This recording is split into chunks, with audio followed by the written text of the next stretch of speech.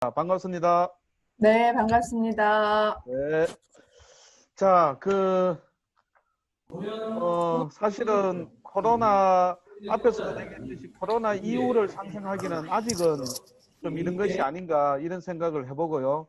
현재도 코로나, 사태에, 재난 사태의 어떤, 한중간에 와 있고, 또 한 번의 대유행이 있을 수도 있다는 그런 얘기까지 있고, 우리나라는 아니지만 미국 같은 경우는 오늘 1일 단일 뭐 5만 명이 넘는 확진자가 발생하는 등 전 세계적으로 이렇게 삶을 옥죄고 있는 이런 상황이죠. 이러할 때 사실 공유라는 것이 본질적으로 뭐 만남, 관계, 연대, 환대, 우정 이런 것이 이제 공유 이게 플랫폼 비즈니스가 아니라 우리가 얘기하는 좀 더 이제 커먼즈에 가까운 것이겠죠. 그런 어떤 것인데 코로나가 상당히 우리를 이렇게 어떤 공동체를 흩어놓거나 또 대면을 가로막거나 그 여러 가지 문제를 또 다른 사회 문제를 발생하고 있는 거죠. 공유라는 것을 통해서 우리 사회가 안고 있는 문제를 해결하고자 했는데 코로나로 인해서 그런 어떤 방향이 위협받는 이런 것이 아닌가 이렇게 진단을 해볼 수도 있는 것 같습니다. 자, 그런 의미에서 오늘은 코로나 사태와 도시의 공유 정책의 방향이란 주제로 토론을 한 40분간 진행할 것인데요. 우선 토론자 세 분을 소개시켜 드리겠습니다. 첫 번째로 우리 서울시의 서울 혁신기획관님, 우리 정선혜 기획관님 나오셨습니다. 박수로 맞이해 네, 주십시오. 반갑습니다. 네, 반갑습니다. 다음은 우리 2019년도 대구시의 공유촉진위원회의 위원장으로 활동했던 박근식 위원장님 나오셨습니다. 네, 박근식입니다. 예, 마지막으로 대구 사회혁신관 네트워크 대표를 하면서 사회혁신 포럼의 집행위원장을 맡고 계시죠. 사회혁신 쪽에 중심적인 역할을 하고 있는 우리 이창건 대표님 나오셨습니다. 반갑습니다. 네, 예, 그러면 몇 가지 규칙을 말씀드리고 곧바로 토론에 들어가도록 하겠습니다. 우선 토론하실 분들은 한 5분에서 7분 정도 토론을 좀 해주시고요. 사전에 좀 준비된 이게 주제가 있기는 하겠습니다만은 그것을 넘어서서 코로나와 어떻게 이제 연계시킬 것인가 좀 토론을 해주시면 좋을 것 같고, 청중 토론은 채팅방에 발언 신청을 하시면은 그 청중 토론 기회를 드리겠습니다. 그리고 발언을 하지 않더라도 채팅을 해주시면은 직접 오늘 답을 할 수 있는 것은 답을 하고 그렇지 않은 것은 이후에 답을 하는 걸로 하고요. 토론 1차로 한번 해보고 시간이 남으면은 우리 토론자분께 다시 한번 더 시간을 좀 더 할애해 드리는 걸로 그렇게 하겠습니다. 자, 그러면 첫 번째로 우리 그 정선혜 국장님께서 서울시가 사실 최근에 뭐 커먼즈 얘기도 많이 하고 있고 공유도시 서울 얘기를 하고 있는데 그 경험에 비추어서 앞으로 이러한 사태 이후에 공유 정책이 어떻게 가야 될지 먼저 토론 부탁드리도록 하겠습니다. 지금 질문 있는데요. 공통 질문에 1, 2가 있었잖아요. 예. 그거 그냥 건너뛰나요, 시간상? 그것을 합쳐서 해주셔도 되고, 그것을 굳이 좀 언급하지 않아도 되고, 네, 제가 적절하게 알아서 시간 남으면 다시 한 번 더 살펴보도록 하겠습니다. 네, 알겠습니다. 그러면 제가 화면을 공유를 하겠습니다.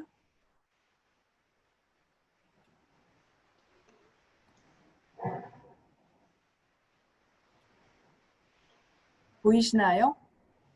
예. 네. 일단 서울에 그동안 이제 먼저 그동안 했던 공유 정책 방향에 대해서 지금 첫 번째 질문에 관해서는 먼저 말씀을 드리고, 그 다음에 이제 두 번째 토론 내용이 3기 기획을 어떻게 할 건지 이제 이렇게 좀 나눠서 할 거라 첫 번째 이제 1, 2기에 대한 좀 방향이 어땠는지에 대해서 먼저 말씀을 드리겠습니다. 저희가 지금 공유 3기 기본 계획을 세우고 있는데 이제 서울시의 공유 정책이 시작된 거는 2012년입니다. 이때 이제 공유서울 1기 기본계획이 만들어졌고, 그다음에 2015년부터 19년까지가 이제 공유서울 2기 기본계획이 만들어졌습니다. 그래서 1기 때는 어쨌든 뭐 국내에서뿐만이 아니라 이제 글로벌하게도 공유 도시를 표방하면서 이제 굉장히 주목을 받았는데요. 이제 제도적 기반으로 공유 조례를 이제 제정하는 거가 굉장히 중요했던 것 같고, 하지만 이제 이 중요한 내용이 보면 공유해야 될 대상들, 그러니까 물건이나 공간이나 이제 재능들, 이런 것들을 중심으로 해서 홍기빈 선생님이 말씀하셨던 것처럼, 그러니까 이제 쉐어링의 관점에서 이걸 어떻게 이제 뭐 중개해서 나눴을 건가, 이제 이런 거에 대한 정책들이 되게 많았던 것 같아요. 그래서 뭐 대표적으로는 뭐 한지붕 세 가족이라고 그래서 그 남아있는 혼자 사는 어르신의 방을 뭐 대학생하고 공유하는 뭐 이제 이런 걸알지, 아니면은 뭐 공구 같은 것들을 이제 공유 인프라 뭐 공유제로 만들어 가지고 공유 뭐 이제 서로 나누어 가진달지 뭐 이런 건데, 실제로 내용적으로 보면 뭐 쉐어링이라고 하지만 이게 렌탈인가 아닌가, 돈을 안 낼 뿐이지 뭐 이제 이런 방식으로 좀 전개가 되었었던 것 같고요. 그 다음에 그래도 의미가 있었던 거는 이제 공유 기업이나 이제 공유 지자체를 지원하는 이런 사업들을 좀 처음 시작을 했던 거, 그런 걸 통해서 자치구에 이제 공유를 확산하고, 이후에 이걸 통해서 저희는 지금 전국에 서울시 포함해서 공유 조례를 만든 데가 몇 개죠? 13개 정도, 이제 13개 정도 확산되는 뭐 이런 성과가 있었다고 생각을 하고요. 이제 공유서울 2기로 가면 조금 더 공유 대상 중심의 사업에서 도시 문제나 이제 생활 문제 해결로 좀 넘어가는 그런 과정이 있었다고 생각을 합니다. 이제 그러면서 뭐 교통과 관련해서 뭐 저희가 대표적으로 뭐 따릉이라고 하는 것들을 공유 정책으로 이제 내세우기도 하고 그랬었는데요. 그리고 이제 이 공급자 중심, 이제 저희가 이런 뭐 공유 서울을 선언하고 공유 정책을 하고 있다라고 하는 이제 시의 공급자 중심의 일기의 사업에서 조금 더 이제 시민 참여와 체험 중심, 저희가 뭐 공유의 날도 제정을 하고 공유와 관련된 뭐 네트워크도 하고, 그 다음에 공유 기업이나 이제 이 공유 지자체 이야기들을 좀 듣는 뭐 그런 프로그램도 하고 하면서 조금 더 이제 수요자 중심으로 변화했었던 것 같고요. 그 다음에 이제 공유 주체도 이제 공유 대상에서 이제 공유 주체를 조금 다각화하는 이제 이런 사업도 했던 것 같고, 그 다음에 이제 공유 기업을 조금 더 중점적으로 육성하는 이런 거 해서 지금 뭐 공유 기업에 대한 컨설팅이나 공유 기업에 대한 이제 새로운 자원들을 연계하기 위한 노력이나 뭐 이런 것들이 이제 있어 왔고요. 그 다음에 저희가 지금 뭐 올해 말에 공유 서밋이 예정돼 있는데, 서울시의 이제 공유 성과나 이런 것들을 국내외로 확산하는, 이제 공유 서울을 좀 브랜드화하는 이런 역할들을 공유 1, 2기를 통해서 해왔던 것 같습니다. 그래서 이제 지금은 공유 서울 3기 기본 계획을 세우고 있는데, 이제 기본적으로 이 방식은 도시 전환이라고 하는 미래 시나리오를 좀 써가는 과정으로 만들어 가려고 하고요. 그러니까 지금 3기 기본 계획을 세우면서 이제 문제의식은 제가 두 번째 질문에서 말씀드리도록 하겠습니다.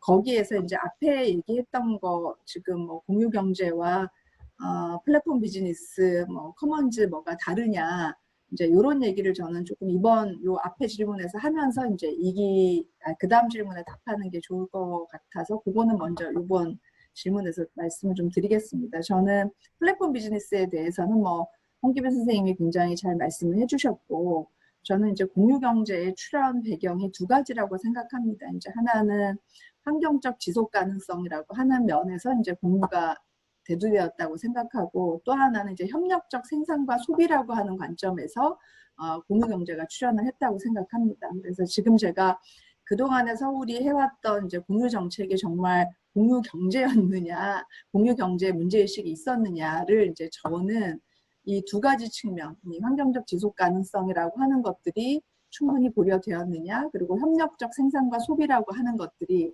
있었느냐. 단순히 뭔가를 중개하고 매개하고 뭐 이제 공유 자체를 많이 늘리고 이런 것보다는 이제 이런 두 가지 면에서 그동안 해왔던 저희의 공유 정책을 좀 비판적으로 평가를 하려고 하고요. 그 다음에 여기 이제 커먼즈하고 가로 열고 이제 시민 자산화 이제 이렇게 썼는데 뭐 커먼즈 자체에 대한 설명은 되게 잘 하셨던 것 같고 이제 커먼즈라고 하는 건 어쨌든 국가가 소유하거나 시장이 사적으로 배타적으로 소유한 것 사이에 새로운 이제 소유권에 해당하는 어떤 공공재라고 생각을 합니다. 그리고 이제 커먼즈를 커머닝 하는 거가 되게 중요하다는 얘기를 요즘 하고 있는데 커머닝 한다고 하는 것은 이제 소유권을 보다 이제 시민적 소유권의 형태로 바꾸는 것뿐만이 아니라 어쨌든 이제 거버넌스나 오너십을 어떻게 구축할 거나라든지 아니면 여기에 이제 참여하는 사람들의 이 자율 운영 원리나 규칙들을 어떻게 만들어 나갈 거라든지 그 다음에 이익의 사회적 공유가 어떻게 될 거라든지 이제 이런 요소들이 굉장히 중요한 것 같습니다. 근데 저는 요즘 이제 커먼즈를 시민 자산화라고 쓰는 것 사이에 저는 좀 오해나 오류가 있다고 생각합니다. 커먼즈를 시민 자산화라고 쓰는 거에. 그 이유는 어쨌든 이제 소유 형태를 뭔가 이 협력적 소유 방식으로 바꾼다. 이제 이런 면에서 뭐 어떤 요즘 이제 건물 같은 거 굉장히 많은 사람들이 사고 뭐 이제 이런 거에 대한 실험들이 있잖아요. 근데 이제 이 대목에서 저게 옛날에 그냥 여러 사람들이 지분 소유했던 이런 거하고 뭐가 다르지? 이제 이런 질문이 있을 수 있다고 생각하고 이게 이제 진정한 의미에서 시민자산화와 커먼즈가 같이 가려면 두 가지 요소가 더 필요하다고 생각하는데 이제 하나는 이 활용이 어쨌든 이제 협력적 생산과 소비 방식이랄지 혹은 환경적 지속 가능성이랄지 혹은 공동체의 어떤 기여하는 사회적 가치를 만드는 활동이냐 이제 이런 게 되게 중요한 것 같습니다. 그 만들어진 협력적 소유 형태로 만들어진 이 공공재나 공공 서비스의 성격이 어떠냐라고 하는 게 되게 중요한 것 같고요. 그 다음에 마지막으로는 이익을 배분하는 원리나 시스템이 어떻게 돼 있느냐가 되게 중요한 것 같습니다. 뭐 여러 사람들의 투자를 받아서 어쨌든 어떤 자산화를 한 건물이 있다고 치더라도 저는 그 건물을 어떻게 사용하느냐와 과연 투자한 사람들뿐만이 아니라 그것을 같이 이용하는 사람들과의 이익공유 시스템이 있느냐 없느냐 이런 것들이 다 함께 고려가 되어야 저는 시민자산화라고 하는 말이 비로소 이제 이 커먼즈적인 요소를 갖고 있다 이제 이렇게 얘기를 할 수 있을 것 같은데 저는 그런 관점 없이 그냥 자산화가 커먼즈다 이제 이렇게 얘기하는 거에 관해서는 조금 제 의견을 좀 보태고 요거에 기반해서 제가 그 다음 3기 기본계획에서 이제 고민들 이런 것들을 더 말씀드리도록 하겠습니다. 네. 예, 감사합니다. 이따 다시 한 번 더 정선혜 국장님 얘기를 좀 듣는 것으로 하고요. 지금 이제 서울시의 그 공유 정책의 공유 서울의 1기의 어떤 제도적 기반 조성과 2기의 도시 문제, 생활 문제에 어떤 접근하는 것, 나아가서 3기의 환경적 어떤 지속 가능성이랄까, 또 협력적 생산과 어떤 협력적 소비, 어떤 이익의 어떤 배분의 어떤 원칙이라든가 규칙, 뭐 이런 것을 이제 그 3기의 정책에 담아내시겠다 이런 얘기를 해주신 걸로 이해가 됩니다. 네. 자, 그러면 다음은 우리 박근식 위원장께 토론을 청하겠는데요. 그 공유촉진 조례에 의해서 만든 공유촉진위원회의 위원장 역할을 하시기도 하셨고 또 그 사업을 근거로 해서 좀 지켜본 경험이 있을 것 같습니다. 뭔가 이제 비판적인 견해도 있을 수 있는 것 같고요. 경험에 기반해서 토론 부탁드리겠습니다.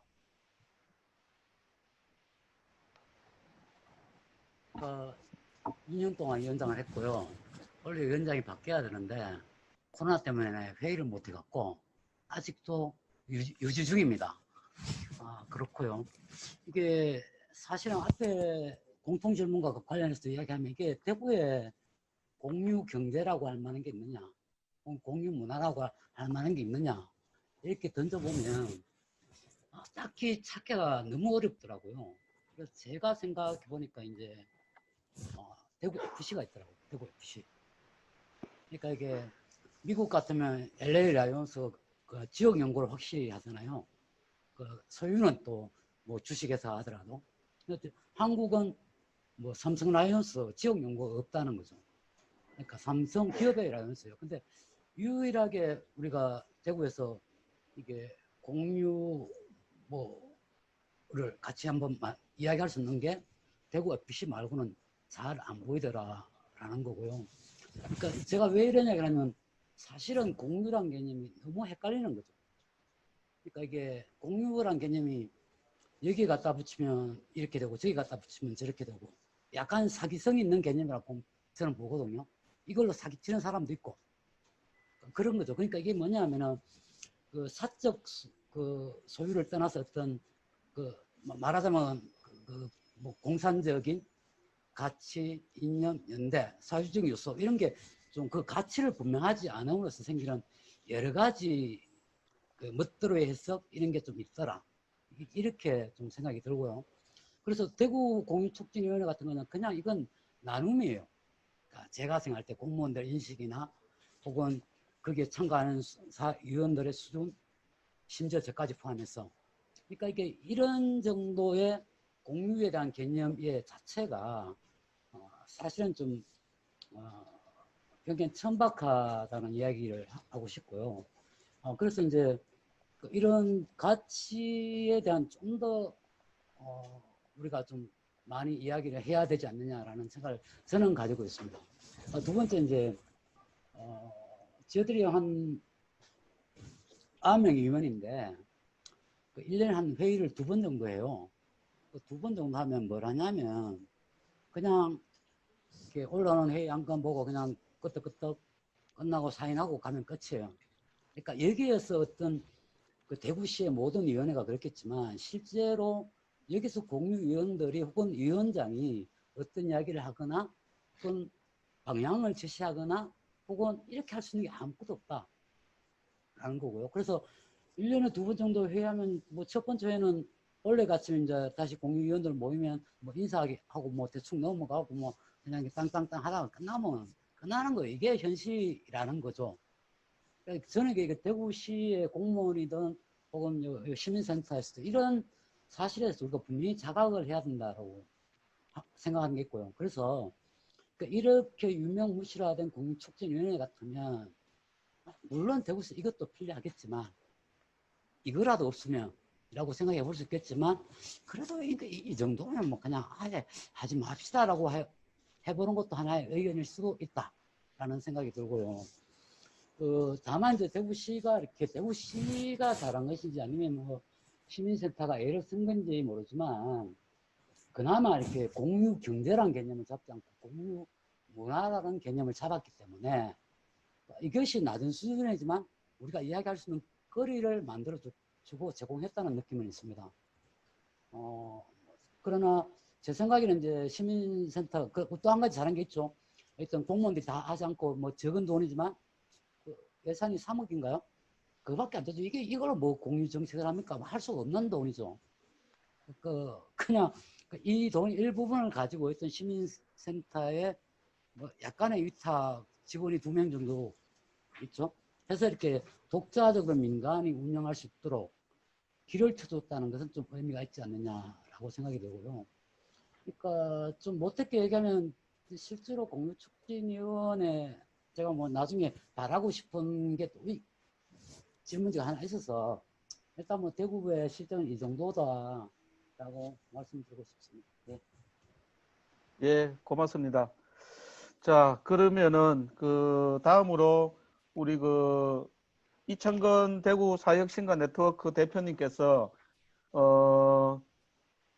여러 가지 이제 옆에서 이렇게 공유 사업을 지켜보기도 하셨고 또 사회혁신이라는 키워드를 가지고 몇 년을 활동하셨는데 사회혁신이라는 키워드 안에 사실은 공유가 포함될 수도 있다고 본다면 그런 어떤 관점에서 토론을 좀 해주실 수 있을 것 같습니다.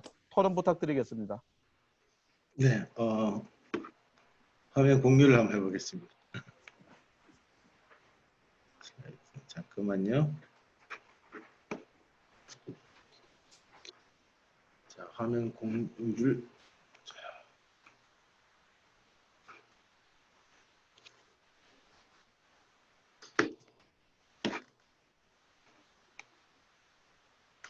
제가 PPT를 한번 만들어봤습니다. 저는 좀 이제 제목 어쨌든 쉐어링에서 커버닝으로 좀 토론을 좀 해보고요. 전 좀 지금 이제 대구 지역에서 이제 지역을 좀 커먼즈 관점에서 좀 해석해보는 뭐 이런 이제 본격적인 좀 출발을 좀 해봐야 되는 시기라고 생각하고 있습니다. 이렇게 사진에 이게 거제도에 있는 이제 지심도 얘기인데 이게 요즘 한참 핫 이슈입니다. 그러니까 36년도에 주민들이 일본 총독부에서 퇴출됐다가 이 소유권이 해군 거제도로 넘어가서 지금 다시 이제 주민들을 다 퇴거시키는 문제 가지고 한참 쟁점인데요. 저는 이제 어떻게 보면 섬은 자연에 맞서서 오랫동안 이제 주민들이 갖고 온 커먼즈 그 자체인데 이제 제주도나 목초지, 제주도의 공동 목초지나 이제 곶자을처럼 사실 이제 커먼즈에 새로 만들어야 되는 것도 있지만 또 우리가 좀 생각해서 해보면 우리 지역에 있는 여러 가지 자산들 중에 좀 이제 여러 가지 것들을 좀 커먼즈 관점에서 좀 재해석해 볼 필요가 있는 것 같습니다. 그 다음으로 이제 대표적으로 비슷한 운명의 이제 저희 수성못인데 저도 몰랐는데 18년도에 수성못이라는 영화가 생겼던데요. 사실 이제 수성못도 따지고 보면 일본 사람이 만들었다고 하지만 사실은 그 지역의 많은 농민들이 사실은 공동의 물을 갖기 위해서 보를 만든 건데 이게 사실은 지금은 단순한 공원으로 보지만 사실 이것도 역시 시민들에 의해서 만들어진 커먼즈라는 관점에서 좀 해석을 해보면 어떨까 싶습니다. 그래서 이어서 이제 현실로 좀 오자면 이게 서울에 어제 그 100% 지켰다고 하는 이제 도시공원 일명제 대상을 했는데 저는 뭐 대구도 많이 노력했다고 생각을 합니다. 어쨌든 일문제 대상을 절반을 지켜놨는데 이게 지금 이제 사진했던 게 범어공원 사진인데요.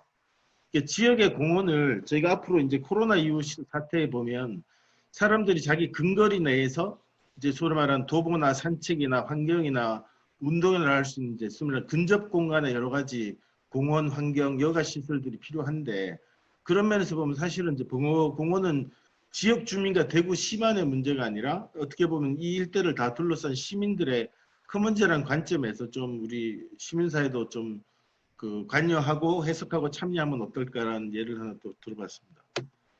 그 다음에 역시 또 마찬가지로 저희는 아직 시가 이렇게 사회 모든 영역을 좀 커먼즈화 한다는 거에 대한 좀 합의가 약간 약해서 이게 시청 이전과 관련해서 저희가 결국 여론조사들 해서 이제 선정위원들부터 했지만 저는 사실은 이렇게 위축된 이제 대구 지역에서 시청은 하나의 단순하게 랜드마크일 뿐 아니라 어떻게 보면 이제 지역 모든 시민들이 누려야 될 커먼즈라고 좀 해석을 해서 이런 것도 좀 저희가 좀 같이 훨씬 더 좀 참여의 폭이나 토론의 수준을 좀 높여야 되지 않을까 좀 생각하고요.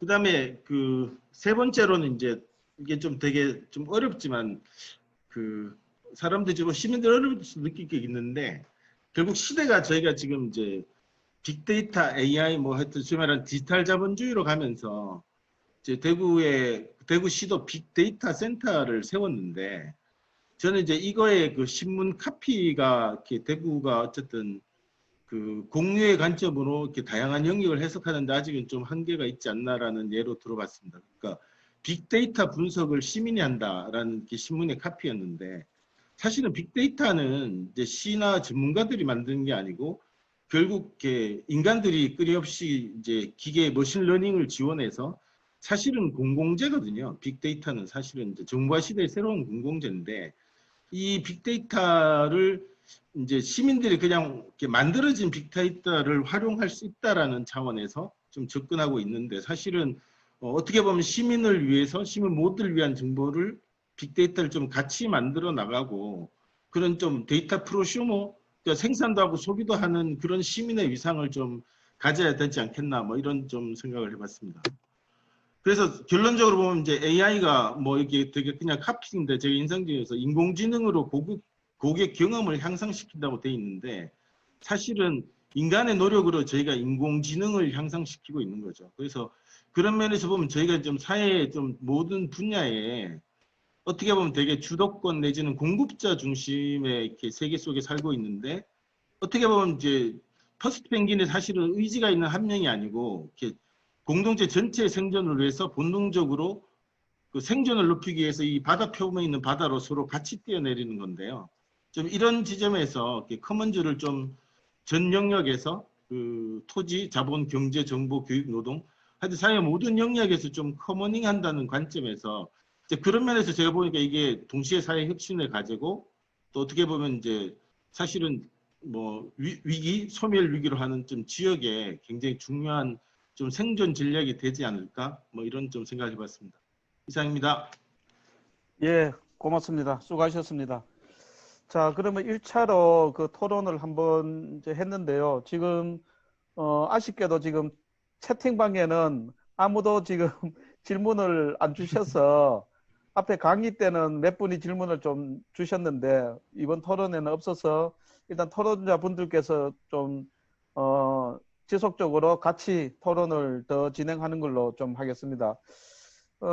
사실 좀 제가 일단은 질문지를 미리 좀 드렸는데 토론 요지를 좀 미리 각자에게 좀 드렸지 않습니까?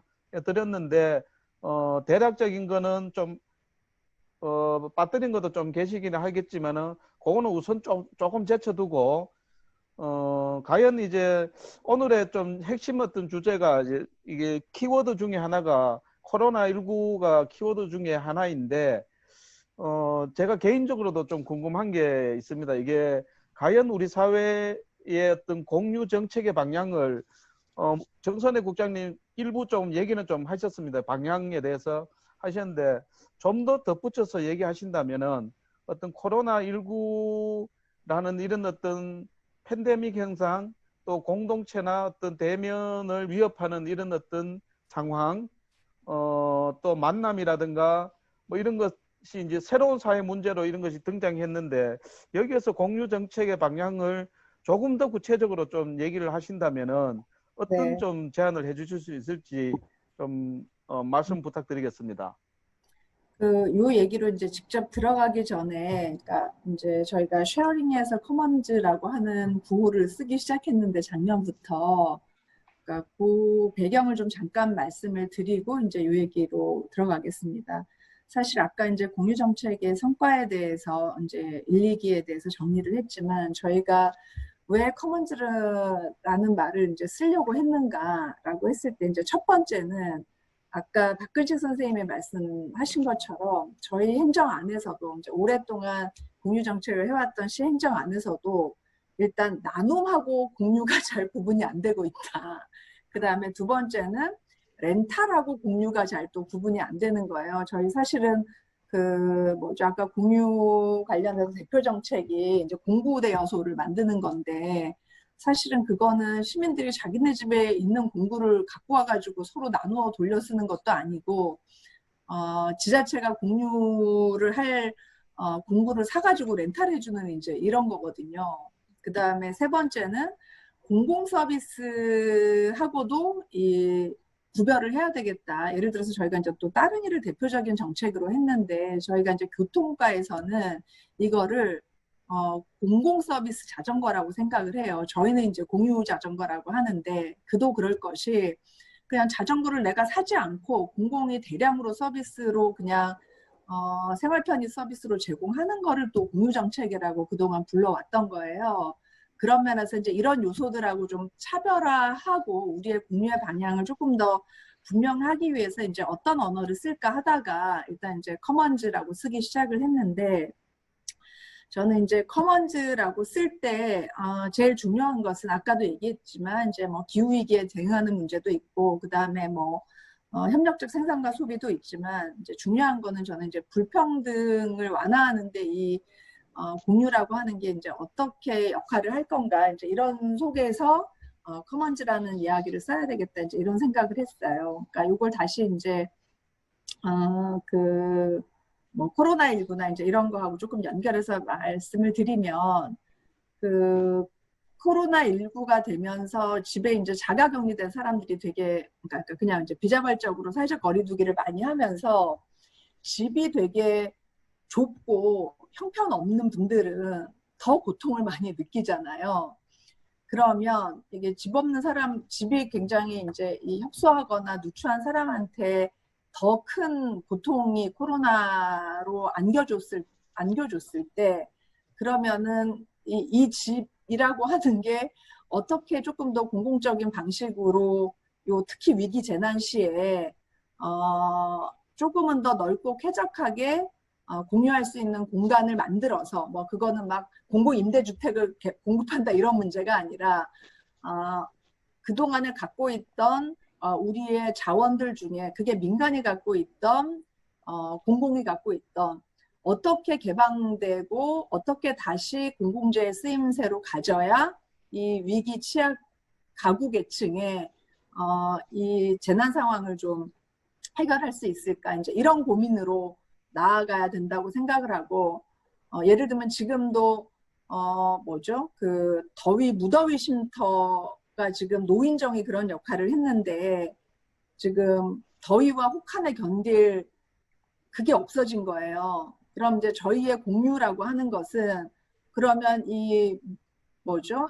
경로당이 주로 그동안은 그런 역할을 해왔는데, 무더위 쉼터 역할을 굉장히 취약계층한테는 되게 중요한 쉼터 역할을 했는데, 그러면 우리 사회 안에 이 오랫동안 경로당이 문 닫았을 때 새로운 무더위 쉼터 역할을 할 수 있는 이런 공공 인프라는 뭐냐, 이제 이런 식으로 저는 이제 우리가 어떤 공유제를 만들어 갈 건가에 대한 고민이 좀 전환돼야 된다 생각하거든요. 그냥 뭐 공유를, 아니 뭐죠, 공부를 같이 대여한다 뭐 이런 차원이 아니라, 그러니까 이런 식의 조금 더 이 불평등에 대응하는 이런 공유제가 어떤 방식으로 기존에 있는 민간 인프라 중에서 혹은 어떤 기능을 공공이 갖고 있는 걸 전환해서, 그러니까 저는 뭐 예를 들면 어떤 사례 중에는 이제 이런 걸, 저희가 공유 숙박을 하는 업체가 있었는데 지금 여행 때문에 완전히 문을 닫았잖아요. 그 호텔업 이런 게 안 되잖아요.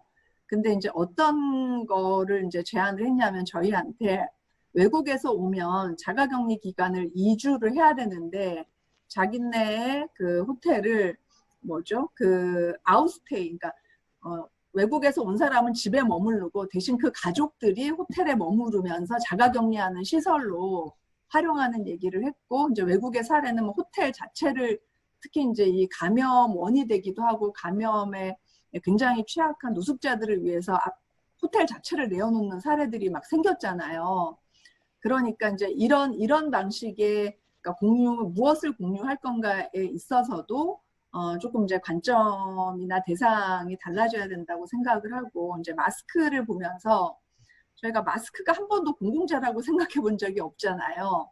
근데 이제 이 시기에 마스크가 공공재가 되었고 한데, 이제 이 대목에서 저희가 이 공유의 관점에서 봤을 때 아쉬운 점은, 사실 마스크를 그냥 정부가 일시적으로 공급하는 대책을 급하니까 세웠는데, 우리가 그 다음에 생각해야 될 것은 사실은 동네 생활권 내에 이런 마스크를 생산하고 마스크를 배포하고 마스크를 관리하는 시스템이 굉장히 이 동 단위의 마을 단위로 내려와 있다면 이런 마스크 대란을 겪지는 않았을 거잖아요. 다행히 이제 대응을 잘 했겠지만, 그랬을 때 이제 이런 마스크를 공급하는 동네 단위, 생활권 단위의 이 생산과 공급과 분배 체계를 어떻게 다시 재구성할 거냐, 이제 이런 것들이 저는 팬데믹 이후에 우리의 이제 공유 정책의 좀 방향으로 저는 인사이트가 있다고 생각을 하는 거예요. 다시 말씀드리면, 그동안 우리가 공공재로 인식하지 않았던 것 가운데서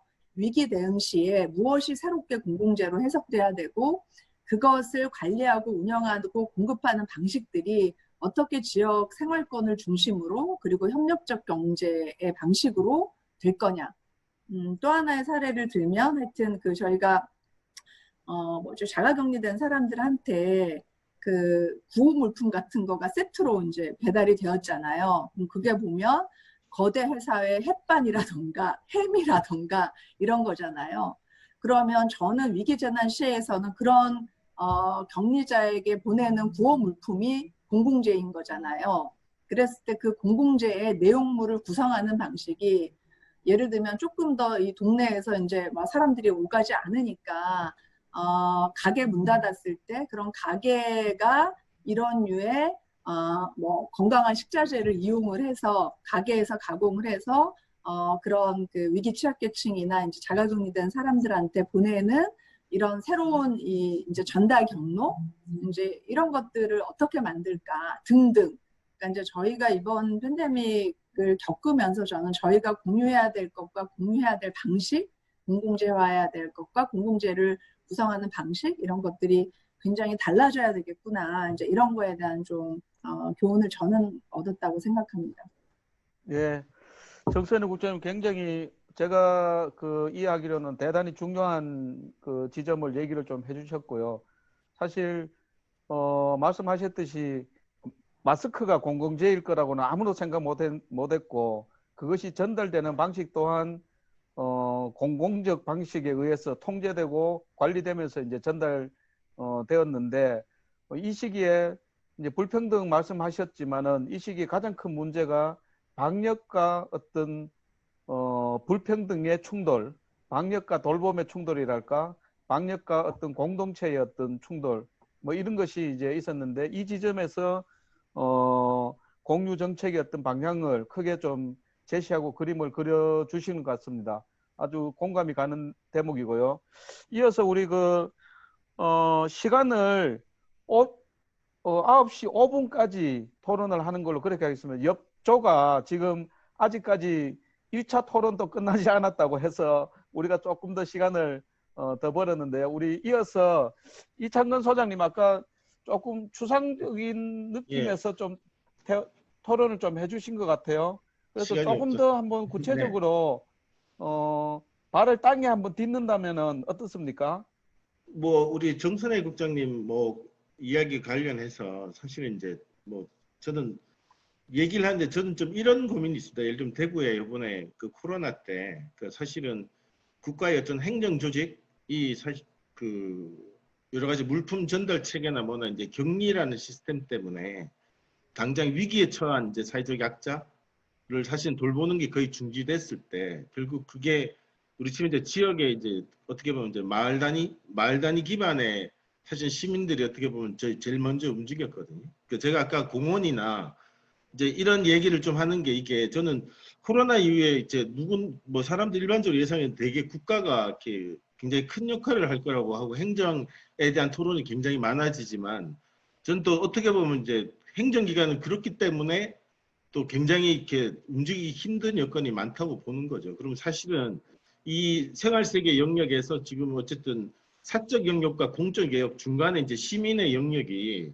사실은 이제 좀 다른 영역, 이 두 영역과 다른 새로운 영역을 좀 창출을 해야 되는데 그렇게 보면 우리 일상의 공간, 예를 들면 코로나 때 그 사실은 많은 이동이 없었지만 이제 실제로는 그 마을 단위 예를 들면 비즈니스도 그렇고 다 마을 단위 생활들은 오히려 다 높아졌고 사람들이 가정에 이제 많이 모르는 시간이 늘어났잖아요. 그럼 사실은 이제 마을 비즈니스는 오히려 더 활성화됐다 그러더라고요. 그 신한카드 카드 이용 실적을 봤을 때 이제 그렇게 보면 아까 말했듯이 저는 행정은 되게 멀리 생각하고 있지만 실제로는 이제 우리 예를 들면 당근마켓처럼 근거리 SNS 뭐 이런 건 오히려 더 활성화됐거든요. 그러면 지금에 있는 어떤 이제 사회적 위기의 대응을 굉장히 마을 단위 내지는 이제 현장 단위 아니면 굉장히 근접 공간 단위 내로 좀 구성하는 게 다양한 실험들을 해야 된다. 뭐 이런 뜻에서 제가 말씀을 드렸는데 지금 대구가 그 사실 어떻게 보면 이제 공식적인 검색을 해보시면 대구시 공유 정책이라는 게 사실 없잖아요.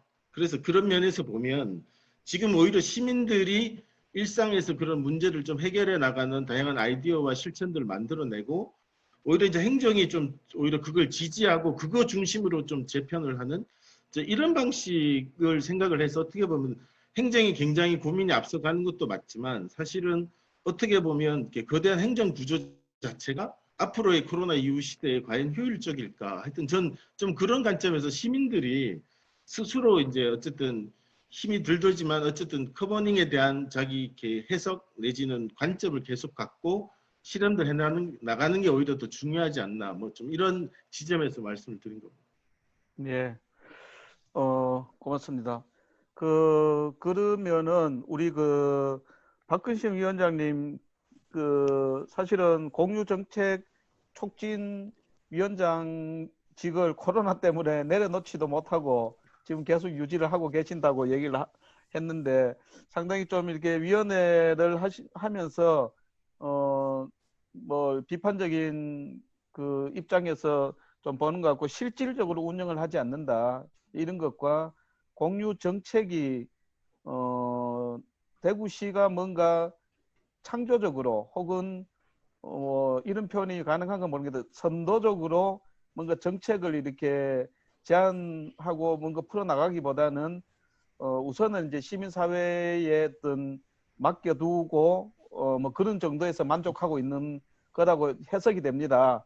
그러면 이런 어떤 국면에서 현재와 같은 국면에서 대구시의 어떤 공유 정책이 어떻게 가야 된다고 이제는 좀 뭔가 우리가 제안을 해야 될 것 같습니다. 그래서 그 지점에서 토론을 좀 부탁드리겠습니다.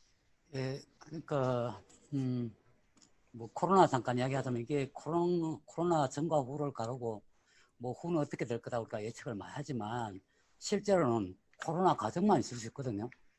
코로나 후는 없고 코로나 과정에서 이거만 있고 끝나면 뭐 지금 중국에서 백신 실험을 사람한테 하기로 했다잖아요. 그럼 결국은 뭐냐면은 생고생만 하지 코로나 후가 좋아진다는 보장이 전혀 없다는 거죠. 그래서 여러 가지 설을 난무하는 게 사실은 좀 적절한가라는 게 의문이 있고요. 어쨌든 코로나 무관하게 제가 대구 FC를 이야기한 건 그렇습니다. 그 대구의 공유 촉진, 뭐 공유 정책이라는 게 사실은 대구 FC를 보면 이게 소유와 향유, 그 대구 시민이 소유하고 대구 시민이 향유하는 거거든요. 그러니까 소유와 향유의 모델이 될 수 있다고 저는 생각해서 FC를 이야기한 거고요. 또 한 가지는 이게 뭐 어떤 대구시도 그렇고 공유촉진회가 우리가 젠틀피게이션에 좀 더 관심을 가져야 된다. 그래서 이제 그 향유뿐만 아니라 이 소유를 어떻게 할 거냐에 대해서 이렇게 진짜 고민을 많이 해야 된다. 그게 세금이든 기금이든 특히나 이제 마을의 기금을 만들고 작은 단위에서 그 기금을 만드는 걸 좀 신경을 많이 써야 된다. 이렇게 전체적인 방향에 저는 그렇게 생각하는 게 있고요. 대구시와 관련해서 얘기하면 사실은 오늘 토론에도 대구시가 적극적으로 참여를 해야죠. 우리가 가진 유일한 공공재, 공유재가 사람이라고 한다면 공무원들인데 이걸 적극적으로 안 하면 안 되잖아요. 이미 우리가 가진 그 사람이 있다는 거죠. 어쨌든 이렇게 뭐 물론 뭐 눈까칠하거나 인사이동이나 뭐 이런 게 과정이 있더라도 대구시가 좀 적극적으로 참여해갖고 자기 발언도 하고 그래야 저같이 좀 까칠한 사람도 좀 덜 까칠하고 고생하시네 이렇게 되는 거죠. 어쨌든 제 입장을 이야기하면 이렇습니다. 대구시는 공유 정책에 대한 기본 계획 자체가 없어요. 그냥 땜질식이라는 거죠. 그러니까 뭐 1기, 2기, 3기까지 저는 그 정도 요구하지 않습니다. 최소 한 뭐 2년 정도, 2, 3년의 단기 계획이라도 가지고 좀 이걸 좀 했으면 좋겠다라고 라는 게 계획 공유 정책의 기본 계획을 설정해야 한다. 두 번째는 어떤 이렇게 센터를 건립을 해야 된다는 거죠. 그러니까 그냥 단순히 시민센터 업무위탁 2명 정도 해서 이렇게 땜질 처방하기에는 너무 이걸로는 뭐 할 수가 없다는 겁니다. 그래서 뭐 센터의 건설 방식에 대해서는 뭐 그게 어떤 거냐에 따라서 다르겠지만 제가 생각하는 건 어떤 센터 건립이 필요하고 그것이 점조직이었으면 좋겠다. 선별로 연결되는 단일한 뭐 시민센터가 뭐 소유하고 그런 센터가 아니라 대구 지역의 시민사회가 다 참여하는 공공법인의 형태였으면 좋겠다는 생각이 하나 있습니다. 그 다음에 또 앞에 공유촉진회와 관련돼 있는데 이걸 좀 제발 좀 유명무실하게 만들지 말라. 한 달에 한 번이 좀 힘들면 2달에 한 번이라도 하고 실질적으로 계획을 입안하고 결정할 수 있는 결정권이 있어야 되지 않느냐. 예산 설립까지 했어. 그리고 아마도 이 방송 아마 공무원들도 보고 있지 싶은데 돈 좀 쓰세요. 진짜로. 이게 3억까지 할 수 있는 사업이 아니잖아요.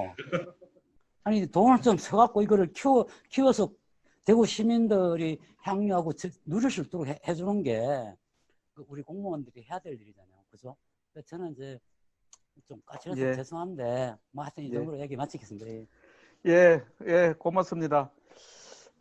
뭐 저도 개인적으로 할 말은 있습니다만은 오늘 진행자이기 때문에 줄이고 지금 시간이 다 됐는데 특별하게 뭐 크게 정리할 시간은 없는 것 같고 아쉬운 거는 우리 그 청중들께서 좀 토론에 직접 참여를 못 하신 게 좀 아쉽기는 하고 전체적으로 거칠지만은 세 분의 토론이 저는 방향이 전체적으로 유사하다고 느껴졌습니다. 뭔가 이제 우리 사회가 안고 있는 공유를 통해서 특히 이제 코로나 팬데믹으로 인한 고통, 불평등 이런 것을 해결하는 이런 과정으로서의 어떤 그 공유 정책이 앞으로의 어떤 방향이 아닌가 이렇게 이제 정리하면서 2부 토론을 이상으로 마치도록 하겠습니다.